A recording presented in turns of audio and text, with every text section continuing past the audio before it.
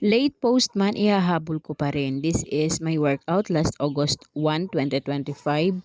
So mostly is nagtatalon ako. Actually sa workout na ito kasi, ganitong workout, talagang ramdam ko ang bigat ng katawan ko. So if you will ask me saan ako kumukuha ng mga videos, ay katulad ng mga cooking show ko, sa YouTube University lang. So, andoon ako kumukuha ng mga videos. Before ko ginagawa yan, chinecheck ko talaga kung kaya ko. So, hindi ako pumipili according sa sa kung sinong gumagawa. Ang tinitingnan ko talaga is how they execute it. Kasi hirap din, 'di ba, pag basta-basta ka lang pipili. Kaya ayan, yan po is simple lang siya tingnan pero grabe, buong katawan gumagalaw. Tapos bumabounce-bounce yung tiyan ko dyan. So, hindi siya madali, madali lang siyang tingnan, pero grabe.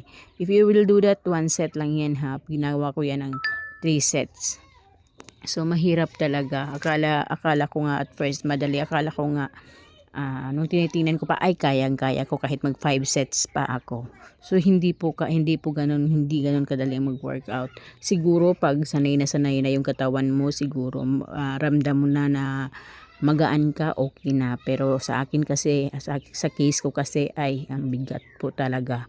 Parang sa loob ng katawan ko gumagalaw, pati yung mga bituka ko gumagalaw pag tumatalon ako . So mabigat pa rin. So this workout is hindi ko ginagawa everyday. So pumipili ako everyday ng workout. So masaya ako pag may kasama ako mag-jogging kasi ang dali lang gawin mag-jog, 'di ba?